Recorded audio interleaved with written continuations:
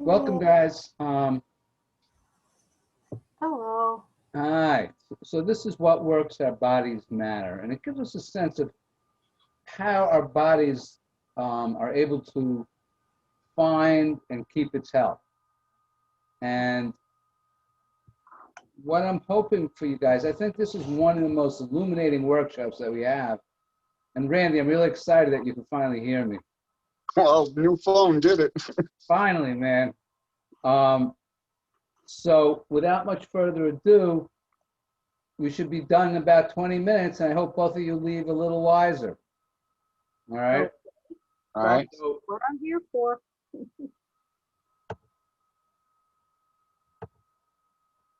Everybody knows. You ever wonder why I have the safety pin here on the wall? No. We're gonna find out. Yeah, I know that you do a workshop with that title in it. That's what this one is. Mm-hmm. This is the safety pin cycle. So how does the safety pins work? That are closed or open? Closed. Closed, right? Yeah. And I don't know if Judy, I think you might have done this workshop. I always like to, whenever I see an open safety pin, I think about being in junior high school in Brooklyn, and all the girls used to go on the staircase with safety pins. And Adjust their clothing. what? No, they used to stick you with their safety pins. Oh, mean girls. They were mean. They were tough. It was a tough place. My junior high school, it really was actually. It was like all of a sudden being in prison or something. Yeah, that that was the downside of New York City public education. Yeah. So anyway, that's what I think of with the open safety pin. Safety pin works best when it's closed. Safety pin as a weapon is not where I thought you would go. It's just something that I just in my memory. Yeah. All right. Yeah, when you safety pins originally used like the diaper babies, right? It worked the best when they're closed, and it works by being connected, right? So when we look at the safety pin, this part here represents the brain. All right. Okay. Now, from the brain, and this part represents the body. Okay. Brain, body. Now, we know that the brain sends messages to the body, right? And those are called efferent messages. From brain to body is efferent. From body to the brain is afferent. And this is how our body is able to, this is how we are able to adapt and respond to all the challenges in our life, to everything. This is how it all works right here. So for instance, if you see, you're walking down the street, right? And you see a dog frothing at the mouth, a rabid dog, the brain, right, sends a message to the body. Well, actually, the body, the eyes, see the dog, send a message to the brain, and then the brain goes, rapid dog, we see a rapid dog, and then the brain, I'm pointing to the screen like you can see it, then the brain will send the message back to the body, start running. Mm-hmm. All right? Or the body, your finger touches something hot. Mm-hmm. The body sends a message to the brain, wow, this is hot. The brain sends a message back to the body, pull your hand away. Yeah. Make sense, basically? Yeah. Mm-hmm.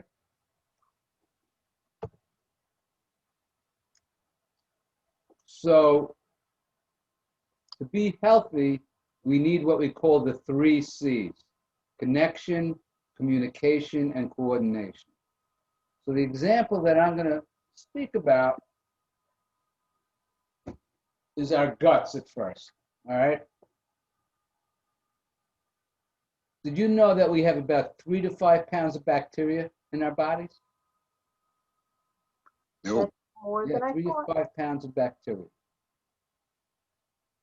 And that bacteria is really important. It's a very important part of how our body works. Okay.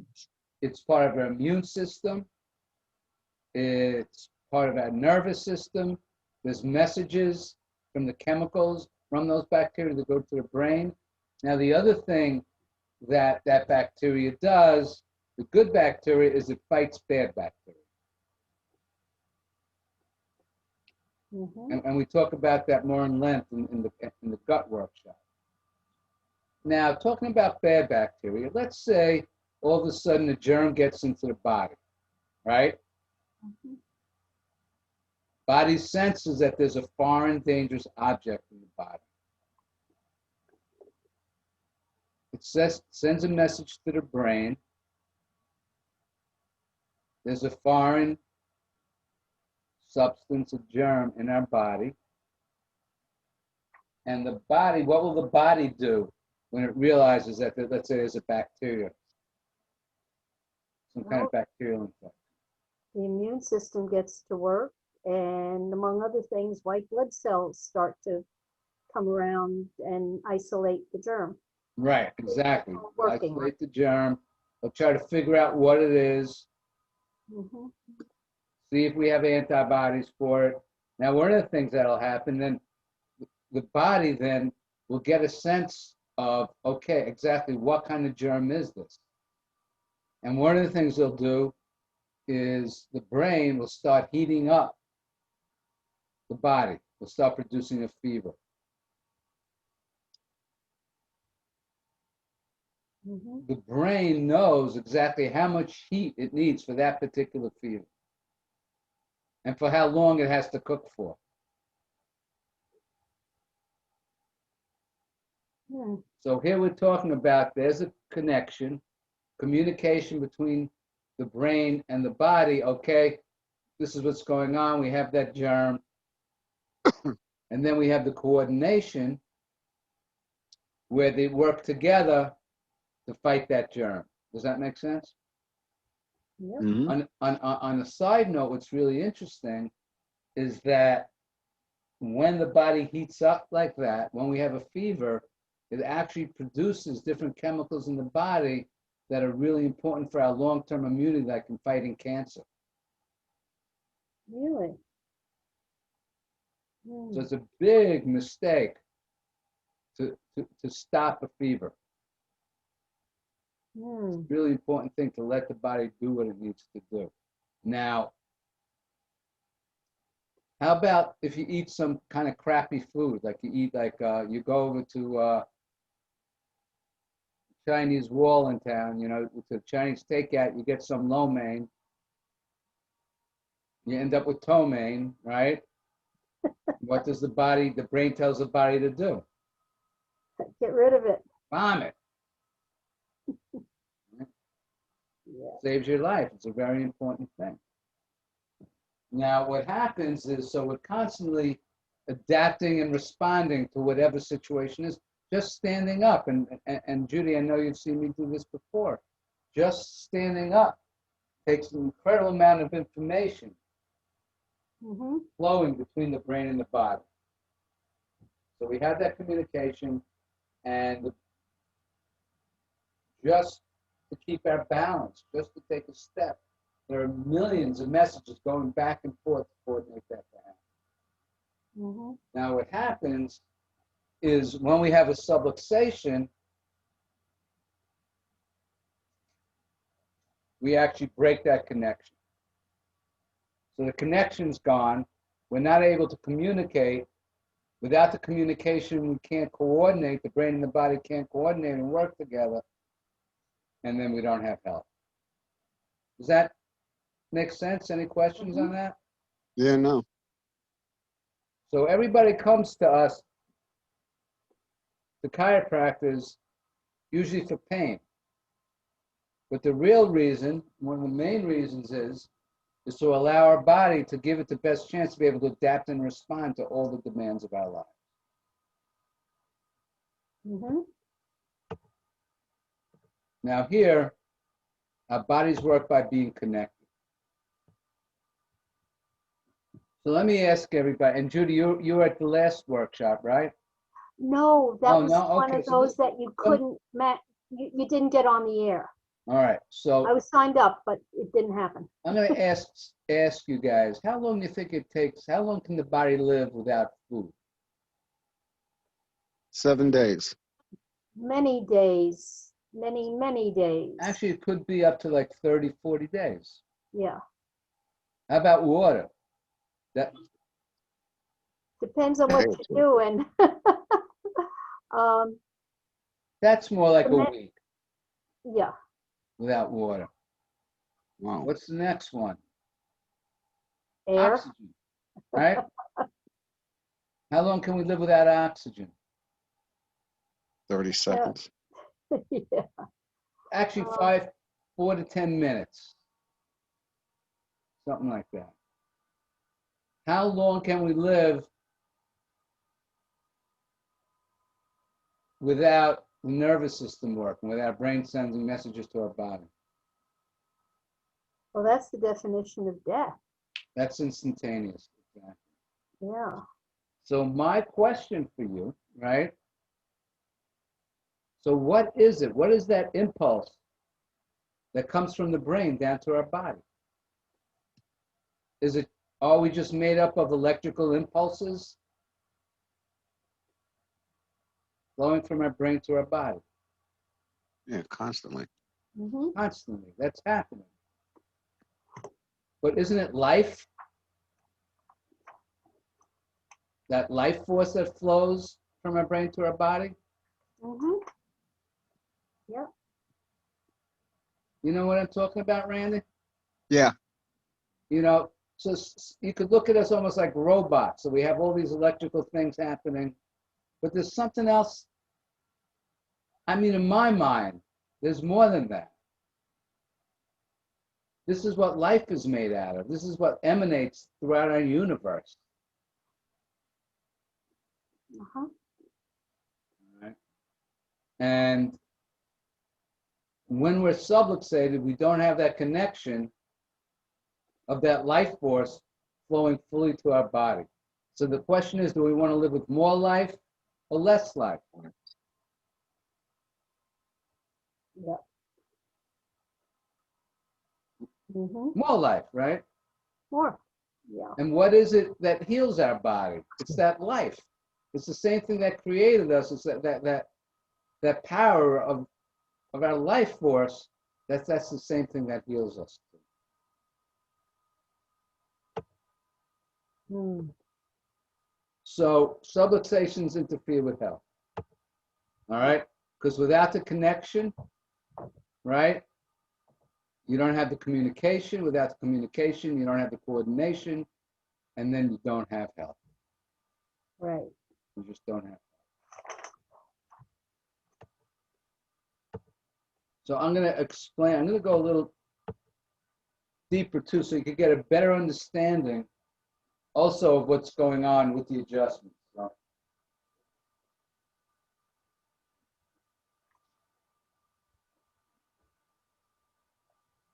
So you all know the spine. And you know when we have a subluxation that puts pressure on the nerve, right? Mm-hmm. And we know that the nerves go to different parts of our body. So let's say these nerves go to your stomach. So it could affect your stomach, your digestion, if this is out of line, right?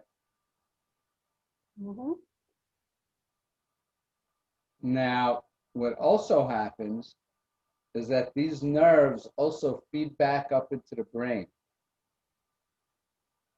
And when we have a subluxation, the message will go to the part of our brain, which is called the limbic system, which is the part of our body which is the fight or flight. Mhm. and it tells our body that we're in danger.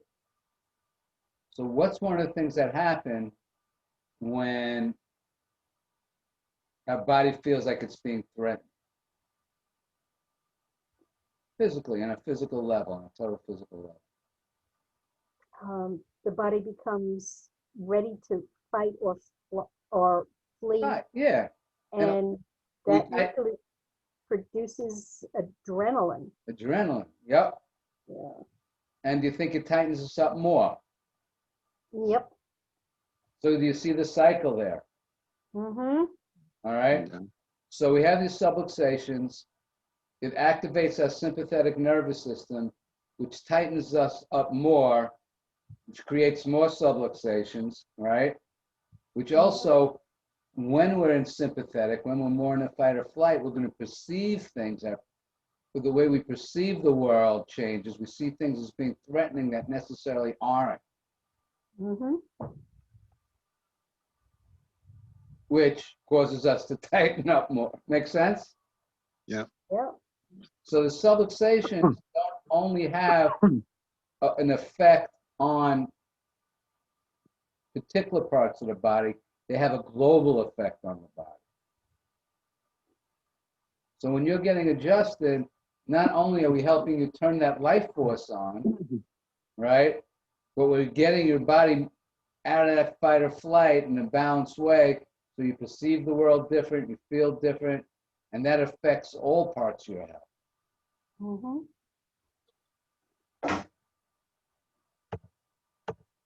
So, problem versus solution. Subluxations are bad, adjustments are good. All right? Life is simple. Life is simple. And I'll tell you, I just had the experience today. I'm not going to go into it, but I'm going through a very stressful stuff with some health issues with my son. And I was just a freaking mess all morning.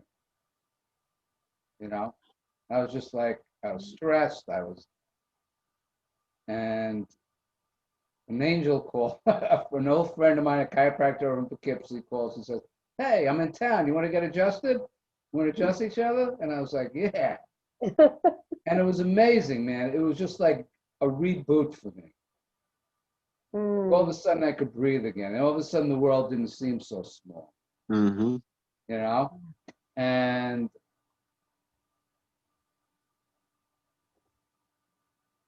he got me out of that fight or flight, and all of a sudden things didn't seem so hostile. The world seemed much more friendly. And that's what I wish for everybody who comes here. That the world, especially now, the world seems so stressful and not very safe, but we don't have to live in that world in that way, Yep. Always the people around us, and there's lots to love and care for. Mm. So Randy, you finally got to do a workshop. Yep. And how I close all my workshops is just ask you to think of one person that you think chiropractic would benefit. And share your experience with them. Mm-hmm. And I hope you did learn something from this workshop. I think it really is. It really looks at things in a way I think that's really helpful. I know it's helpful for me just to teach it. So, Mm-hmm. and I want to thank you for taking the time for being here. You're welcome. Okay. Thanks, and I'll see you guys. Dr. Dave, I have a quick question. Oh, sure. Do I know that chiropractor from Poughkeepsie? Oh, yes, you certainly do. And he does say hello. And Thank you. my wife also. Yeah. Yeah, it was Bill Lineker. Yeah. That's Yeah. right. I mentioned that you've been coming in and said, "Oh, I know those guys." Yeah. Oh, So, no. yeah, he Lovely mentioned that man. Great guy. you exchange adjustments, and to me that was an excellent recommendation from him for you. So, Yeah. yes. So I'm glad you got adjusted. Thank you. I really needed it. Yeah. All right, thanks, guys. Okay, take care. Bye. Bye. Have a Bye. good evening.